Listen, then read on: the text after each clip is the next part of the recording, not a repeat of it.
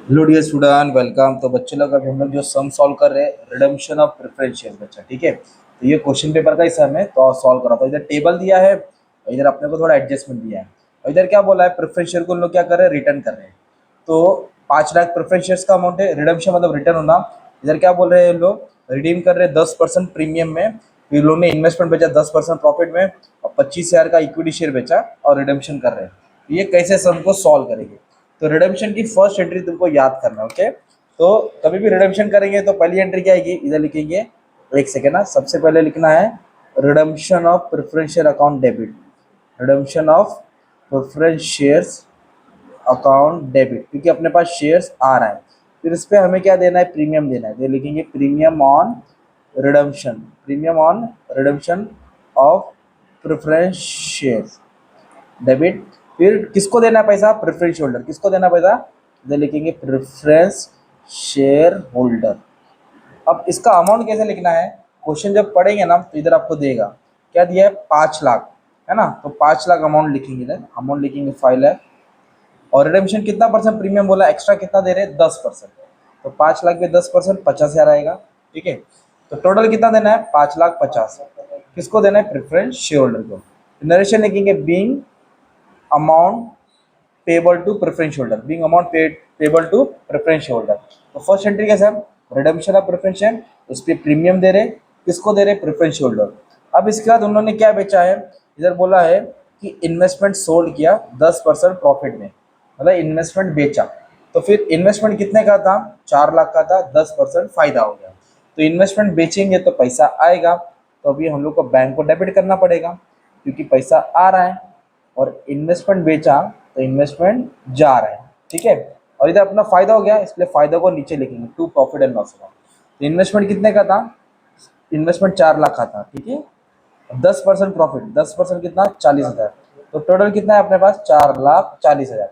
इधर लिखेंगे being investment sold, क्या लिखेंगे, बीइंग इन्वेस्टमेंट सोल्ड। हो गए 2 एंट्री। फिर उसके बाद इधर बोला है इन्वेस्टमेंट बेचने के बाद इशू 25,000 इक्विटी शेयर, मतलब उन्होंने इक्विटी शेयर भी बेचा। कितना शेयर बेचा, 25,000। तो कुछ भी शेयर बेचेंगे तो पैसा आएगा, सिंपल।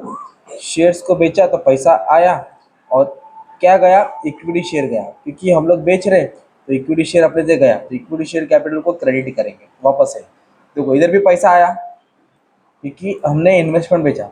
इधर भी पैसा आया तो बैंक को डेबिट करेंगे, और क्या गया, इक्विटी शेयर। कितना शेयर बेचा, 25,000, और एक शेयर 10 का, मतलब 2.5 लाख रुपये आया। 2.5 लाख डेबिट, 2.5 लाख क्रेडिट करेंगे।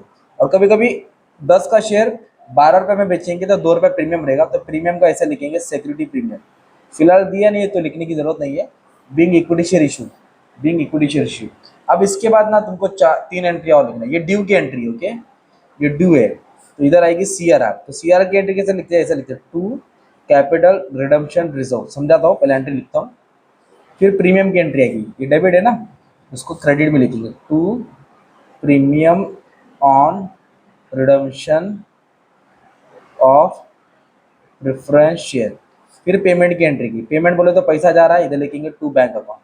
तो ये ड्यू की एंट्री है, मतलब देना है। ड्यू के बाद CRR premium payment, due to CRR to premium to payment, payment मतलब पैसा गया, ओके। अभी किस पे डिपेंड होगा, इसके लिए एक रूल है, एक फॉर्मूला बनाना पड़ेगा। CRR मतलब कैपिटल रिडम्पशन रिजर्व, कितना पैसा क्रिएट करना है। तो इसका फॉर्मूला क्या है, nominal value, value of preferential लिखना है, माइनस फ्रेश इक्विटी इशू। तो अपने को कितना रुपया देने का था मालूम है, 5 लाख। हमें को 5 लाख रुपया देने का था, जो घर के बाहर खड़ा है, ठीक है। 5 लाख देना था। तो अपने पास इक्विटी से कितना पैसा आया, 2.5 लाख। इक्विटी से कितना है, 2.5 लाख। मतलब 5 लाख देने का था, 2.5 लाख का बंदोबस्त हो गया। तो बचा कितना, 2.5 लाख। तो 2.5 लाख का एक रिजर्व बनाएंगे, कैपिटल रिडेम्पशन रिजर्व। तो ये रिजर्व कहाँ से बनाएंगे, हमारे पास देखो इधर दिया है, जनरल रिजर्व दिया है। ये फ्री रिजर्व होता है, या तो जनरल रिजर्व या तो प्रॉफिट एंड लॉस। तो 5 लाख में से 2.5 लाख सेटल हो गया अपना, 5 में 2.5 गया है ना। तो जो 2.5 लाख का जरूरत है वो कहाँ से पूरा करेंगे, जनरल रिजर्व नहीं तो प्रॉफिट एंड लॉस। तो क्वेश्चन में जनरल रिजर्व दिया है, इधर 3 लाख है, तो पूरा 3 नहीं लेना है, कितना लेना है, 2.5 लाख। तो capital redemption reserve is created from general reserve, है ना। तो कितना, 2.5 लाख रुपया डेबिट, 2.5 लाख रुपया क्रेडिट।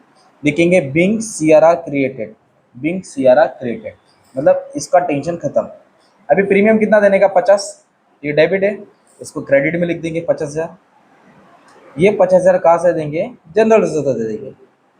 तो हमारा क्या हो गया, ये प्रीमियम भी खत्म हो गया, सिंपल। 5 लाख का सेटलमेंट कैसे गया, आधा इक्विटी से आधा रिजर्व से, 50,000 प्रीमियम दिया। अभी पेमेंट कितना करना है, 5,50,000। किसको पेमेंट करना है, प्रेफरेंस शेयर होल्डर्स को। किसको पेमेंट करना है, प्रेफरेंस, ये क्रेडिट है तो इसको डेबिट कर देंगे क्योंकि उसको उन लोग को पैसा मिल रहा है। Preference share holder account debit, preference holder account debit to bank, क्या लिखेंगे, टू बैंक। कितना पेमेंट किया, 5,50,000। कितना पेमेंट किया, 5,50,000, 5,50,000। ये हो गई तुम्हारी 6 एंट्री। ये ड्यू की एंट्री है, redemption of preference share, premium on redemption to preference holder to CRR to premium to payment. तो सीआरआर कहाँ से क्रिएट किया, ये फॉर्मेट डाल देने का था। इस तरह तुम्हारा 6 एंट्री का सम था, पूरा 20 मार्क मिलेगा। ये देखो कुछ नहीं है भाई, पूरा 20 मार्क तुम्हारा जेब में। ओके, अच्छा खासा सम आता है, फिर ये रिडम्पशन करने की जरूरत नहीं है। फिर तुमको एक आएगा शॉर्ट नोट, वही जो 12th में पढ़े हैं तुम लोगों ने, equity share, preference share, debenture, bonus share, वही पढ़ना है। और एक आएगा पीपीआई का सम, टेबल वाला सम। ये टाइप का भी सम मैंने सिर्फ सॉल्व कर दिया, इसको देख लेंगे तुम्हारा काम आसान होगा, time ratio, sales ratio. Okay, thank you very much and all the best for exam.